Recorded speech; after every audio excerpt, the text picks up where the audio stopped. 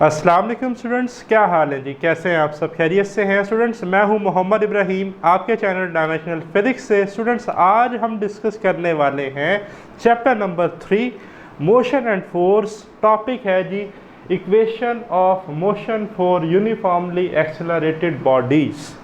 असल में आज हमने इक्वेशन ऑफ मोशंस का रिव्यू करना है। वो क्यों भाई? रिव्यू क्यों भाई?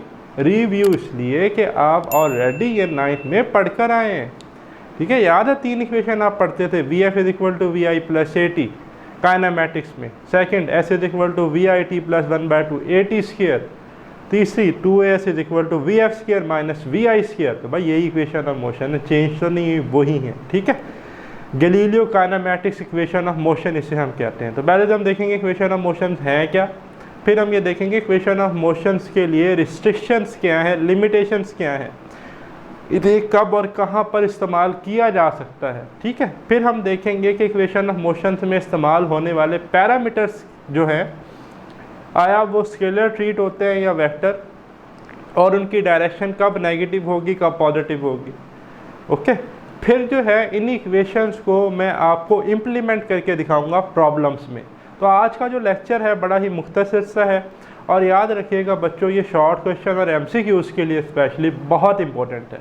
ठीक है, तो टॉपिक का करते हैं start. Equation of motion for uniformly accelerated bodies. अब देखें इक्वेशन ऑफ मोशन तो हमें पता है 3 है, हमने लिखा फॉर यूनिफॉर्मली एक्सेलरेटेड बॉडीज़। तो याद है यूनिफॉर्म एक्सेलरेशन मैंने पढ़ाई थी।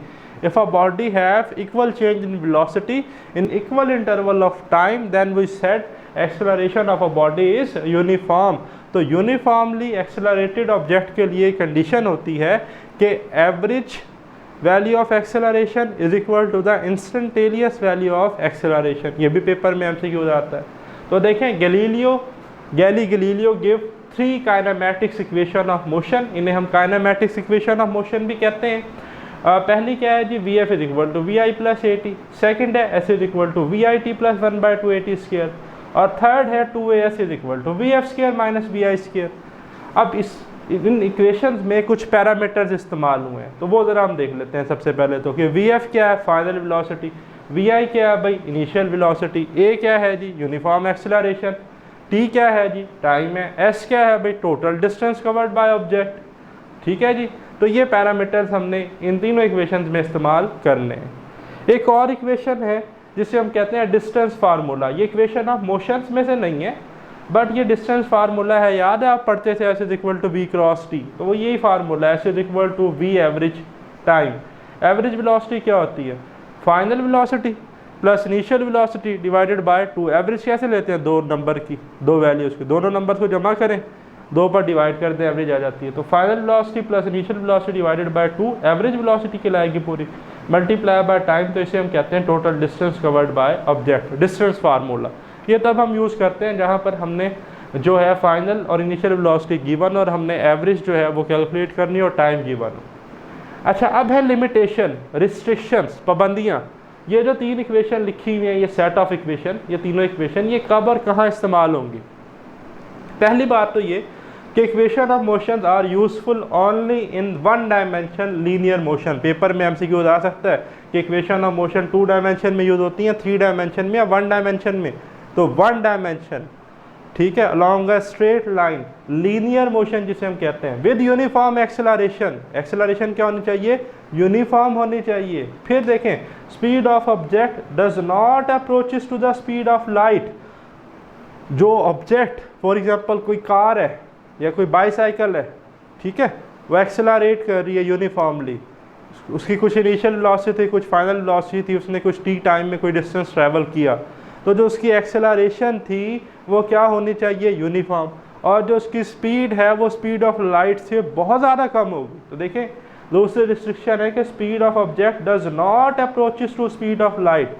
ऑब्जेक्ट की स्पीड कभी भी स्पीड ऑफ लाइट तक अप्रोच नहीं करेगी। स्पीड ऑफ लाइट कितनी थी, 3 × 10⁻⁸ मीटर पर सेकेंड। तो ये तो बहुत ज़्यादा तेज़ क्या है, स्पीड है, बहुत बड़ी वैल्यू है ये तो। ठीक है, फिर थर्ड रिस्ट्रिक्शन है जी object moving in a straight line and vector treated like scalar.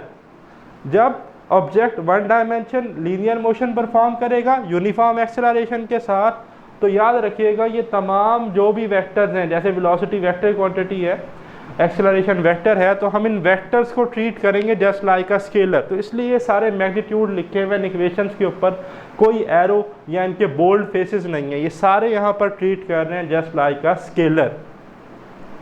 ठीक है, और एक बात याद रखनी है कि इनिशियल वेलोसिटी के रिस्पेक्टिव हम डायरेक्शन कंसीडर करेंगे। इनिशियल वेलोसिटी पॉजिटिव और इनिशियल वेलोसिटी के ओपोजिट अगर एक्सेलरेशन होगी तो एक्सेलरेशन नेगेटिव होगी, और अगर इनिशियल वेलोसिटी की डायरेक्शन में एक्सेलरेशन होगी तो वो पॉजिटिव होगी। तो खैर ये भी अभी हम देखते हैं फ्रीली फॉलिंग के केस में। तो अब सवाल ये पैदा होता है कि अगर हमारे पास एक्सेलरेशन ड्यू टू ग्रेविटी हो, acceleration due to gravity for free fall motion, free fall motion यानी कि in the absence of air, हवा की गैर मौजूदगी में जो एक्सेलरेशन है वो किसके बराबर हो जाती है, acceleration due to gravity 9.8 metre per second square, या इसे हम पढ़ते हैं स्टूडेंट राउंड ऑफ करके 10 मीटर पर सेकेंड स्क्वायर। ठीक है जी। तो अब इन तमाम इक्वेशन में अगर हम एक्सेलरेशन ड्यू टू ग्रेविटी पढ़ रहे हैं तो ये इक्वेशन में ए जी से रिप्लेस हो जाएगा, इधर भी ए किससे रिप्लेस हो जाएगा, जी से, और इधर भी ए किससे रिप्लेस हो जाएगा, जी से। तो जब यहाँ जी जी लिखा हुआ तो ये सारे फिर किसके लिए होंगी, फ्री फॉल के लिए। ठीक है, और इस केस में ए किसके बराबर है, जी के बराबर। ओके, अब एक और इम्पॉर्टेंट पॉइंट कि value of g is inversely proportional to altitude. Altitude क्या होता है, डिस्टेंस अबव सी लेवल। जितना जितना हम ऊपर जाते रहेंगे ऊपर की सतह पर, हम अगेंस्ट द ग्रेविटी जा रहे हैं, तो जितना जितना हम ऊपर जाते जाएंगे उतना ज़्यादा ग्रेविटी की वैल्यू कम होती रहेगी। तो अपवर्ड ग्रेविटी की वैल्यू कम हो रही है तो acceleration due to gravity negative होगी। क्या होगी, नेगेटिव। देखें जब हम अपवर्ड मूव करेंगे तो जी क्या होगा हमारे पास, नेगेटिव, और जब हम डाउनवर्ड मूव करेंगे तो जी क्या होगा, पॉजिटिव। क्यों, जब हम डाउनवर्ड मूव करेंगे, एल्टीट्यूड कम हो रहा है, डिस्टेंस अबव सी लेवल, नीचे की तरफ जा रहे हैं, तो तब जी की वैल्यू बढ़ेगी। ठीक हो गया। फिर है जी value of G maximum at poles. भाई जो पोल्स है ना हमारे अर्थ के, ठीक है जी, कॉर्नर्स, एजिस, सिरे, वहाँ पर जी की वैल्यू मैक्सिमम। पेपर में एमसीक्यू आ सकता है कि जी की वैल्यू मैक्सिमम कहाँ होती है, पोल्स पर, कॉर्नर्स पर। ठीक है, फिर हमारे पास एक टर्म है ग्रेविटेशनल फील्ड स्ट्रेंथ। इसका यूनिट या इसकी डायमेंशन पेपर में एमसीक्यू आ सकती है। Gravitational force per unit mass called gravitational field strength. ठीक है जी।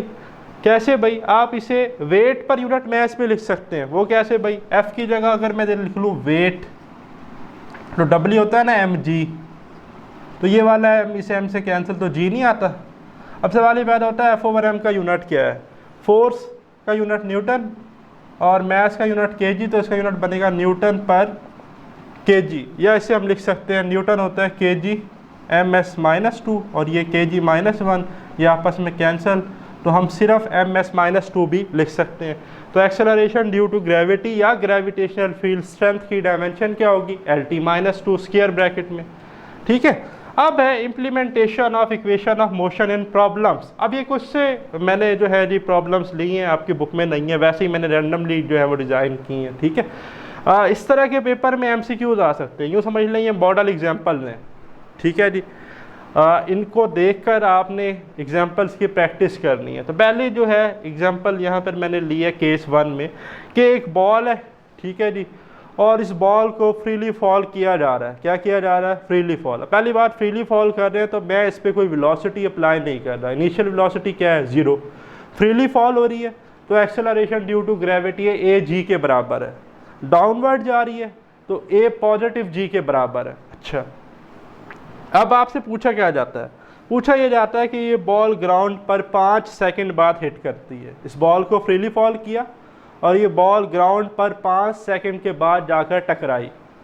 बताएं जब ये 5 सेकंड बाद जाकर टकराई तो इसने कितनी हाइट कवर की और इसकी फाइनल वेलोसिटी कितनी थी। इसने कितनी हाइट कवर की और इसकी फाइनल वेलोसिटी कितनी थी।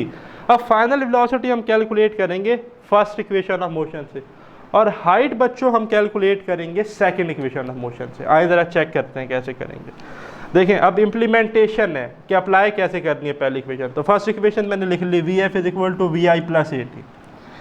अब वी एफ तो हम कैलकुलेट करना चाह रहे हैं, वी आई इनिशियल वेलोसिटी, हाँ जी फ्रीली फॉल किया है, कोई मैंने से वेलोसिटी शुरू में नहीं दी, तो इनिशियल वेलोसिटी 0 मीटर पर सेकंड, तो 0 लिख ली, प्लस एक्सेलरेशन था, तो फ्रीली फॉलिंग है तो ए जी के बराबर है, पॉजिटिव जी, तो ए की जगह जी आ गया, टी की जगह टी आ गया, वैल्यूज पुट कर दें, 0 प्लस जी कितना होता है 10, अभी मैंने आपको बताया ये लिखा हुआ 10 मीटर पर सेकंड स्क्वायर, और टाइम कितना था 5 सेकंड, तो भाई फाइनल वेलोसिटी मेरे पास आ गई 50 मीटर पर सेकंड।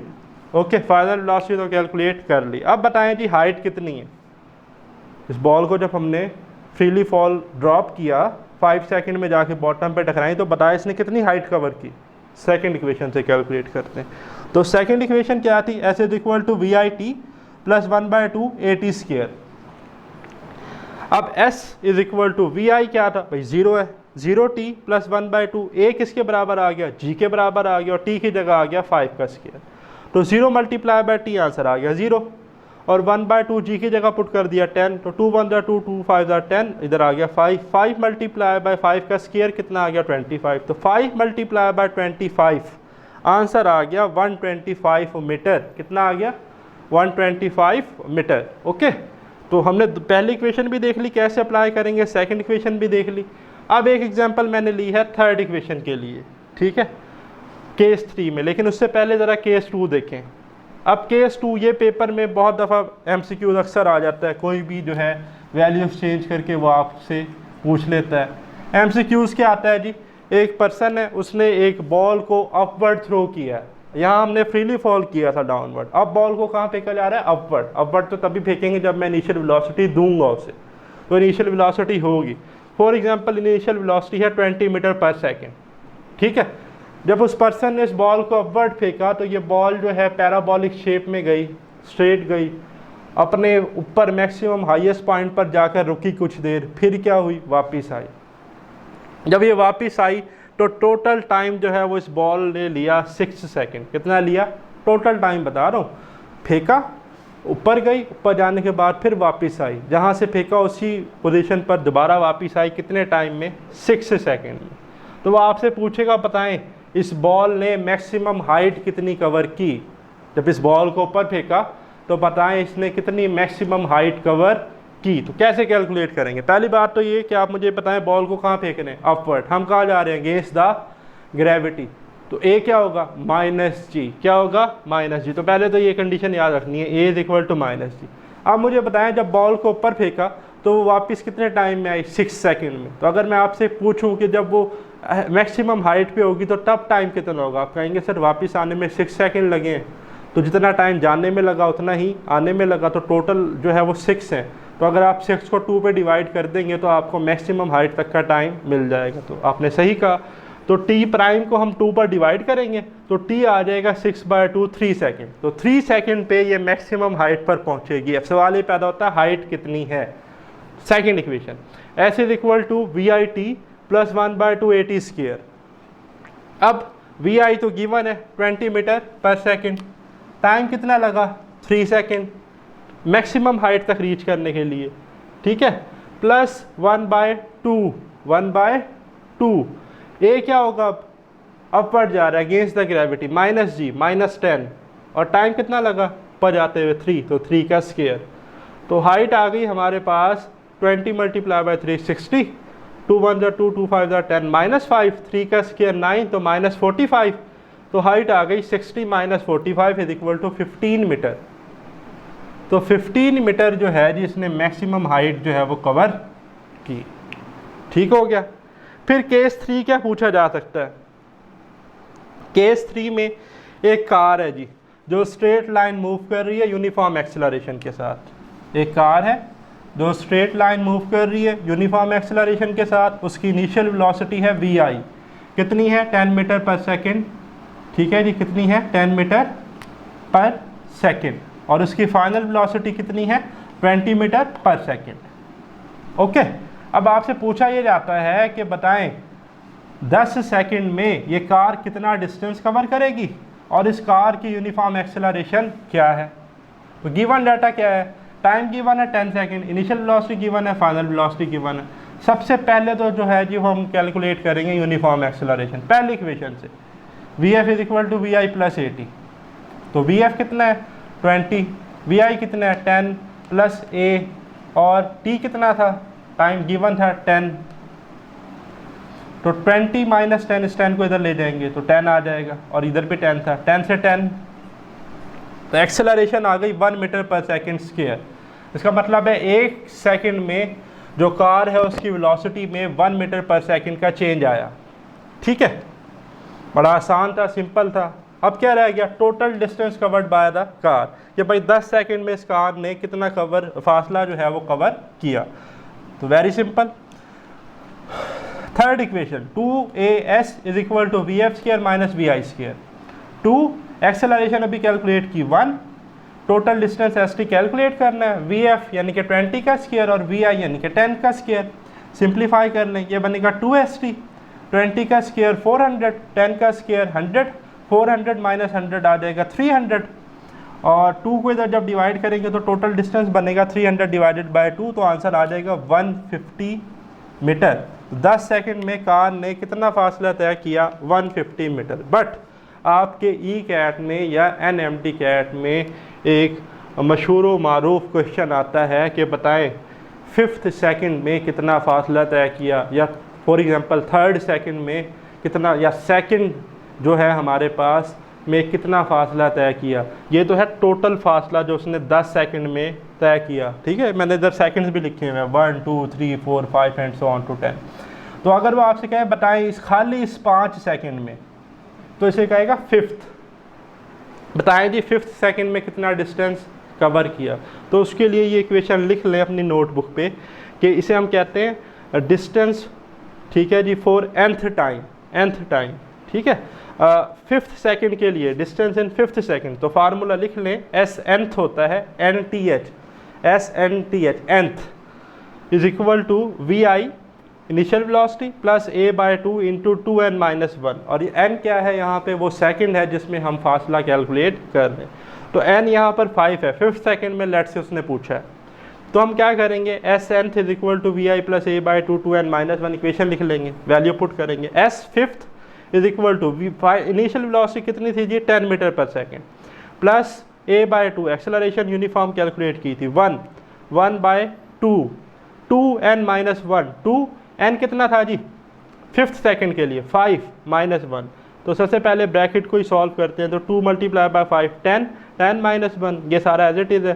तो 10 माइनस 1 बनेगा 9, 9 बाय 2 बनेगा 4.5, और 4.5 को जब 10 में ऐड करेंगे तो बनेगा 14.5 मीटर। तो 5th सेकंड में, सिर्फ 5वें सेकंड में उस बॉडी ने कितना डिस्टेंस कवर किया, 14.5 मीटर, जबकि टोटल डिस्टेंस कितना था 150 मीटर। अब यही जो इक्वेशन है ना nth सेकंड के लिए, वो इस केस में भी पूछी जा सकती है। यहाँ देख रहे हैं 5 सेकंड है, अगर आपसे पूछा जाए कि जिस बॉल को हमने फ्रीली फॉल किया, बताएं कि इसने 3rd सेकंड में कितना डिस्टेंस कवर किया, तो बच्चों वही वाली इक्वेशन मैं इधर लिखने लगा हूँ, हम इस्तेमाल करेंगे। s nth था तो हम लिखेंगे s 3rd is equal to, हाँ जी क्या था formula, v i initial velocity, freely fall किया, इस केस में तो 0 है, डाउनवर्ड जा रहा है, एक्सेलरेशन ड्यू टू ग्रेविटी है, तो हम लिखेंगे a बाय 2 है तो हम लिखेंगे g बाय 2 यानी कि 10 बाय 2। फिर था 2n माइनस 1, तो यहाँ पर n है 3rd सेकंड के लिए। ठीक है, तो ये क्या बनेगा 0, 2 1 2 2 5 10, यह आ गया 5, 2 3 6, 6 माइनस 1 5, तो ये बनेगा 25 मीटर। बात समझ रहे हैं। तो इसने टोटल डिस्टेंस कितना किया था 125 मीटर, बट तीसरे सेकंड में इसने कितना फासला तय किया है 25 मीटर किया है। तो इस तरह से बच्चों हम इन इक्वेशन को इम्प्लीमेंट कर सकते हैं। आपके पेपर में MCQs आ सकती हैं, शॉर्ट आ सकती हैं। ये था हमारा आज का वीडियो लेक्चर। वीडियो पसंद आई तो बेल आइकन को लाजमी प्रेस कीजिएगा। मुझे दे इजाज़त, अल्लाह हाफ़िज़।